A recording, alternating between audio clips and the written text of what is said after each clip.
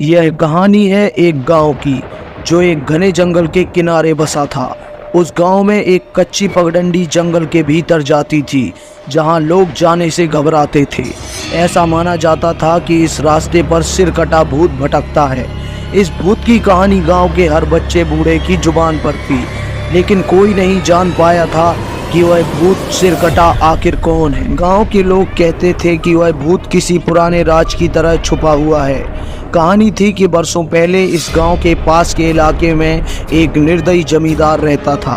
उसकी खौफनाक आदत थी दूसरों की जमीन हथियाने की। एक दिन उसने गांव के गरीब किसान रामू की जमीन हड़प ली। रामू ने जमींदार का विरोध किया तो जमींदार ने अपने आदमियों को भेजकर रामू को रात के अंधेरे में मार डाला। रामू की चीखों ने उस रात जंगल को हिला दिया। जमींदार ने उसके सिर को बेरहमी से काटकर उसे जंगल के बीचों बीच फेंक दिया ताकि उसकी आत्मा भटकती रहे। इसके बाद से लोग कहते हैं कि रामू की आत्मा उसी सिरकटी हालत में उस जंगल में भटकने लगी। उसकी खून से लथपथ देह और भयानक चीखें हर रात को जंगल में गूंजने लगीं। कई लोग उस रास्ते पर गए और कभी वापस नहीं लौटे। कहते हैं कि सिरकटा भूत अपने सामने आने वाले किसी भी व्यक्ति पर झपट पड़ता है और उसे मारकर उसकी आत्मा को भी उसी अनजान जंगल में भटकने के लिए छोड़ देता है। कहानी की शुरुआत कुछ इस तरह होती है।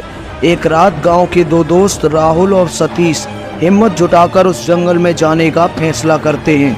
उन्होंने सुना था कि अगर आप उस पगडंडी पर आधी रात को एक काले कपड़े में एक दिया हाथ में लिए लौ जलाए खड़े रहो तो वह सिरकटा भूत जरूर सामने आता है।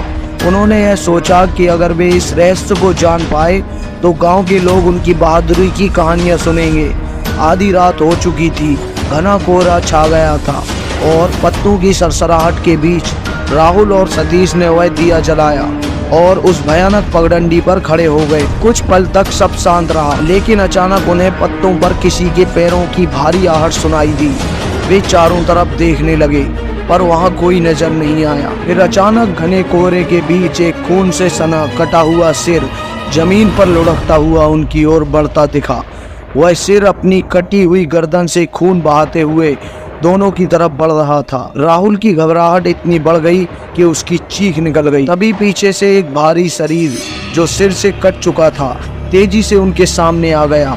वह खून से लथपथ था। उसकी आंखों में गहरे काले गड्ढे थे और उनमें से एक ठंडी भयानक चीख गूंजी।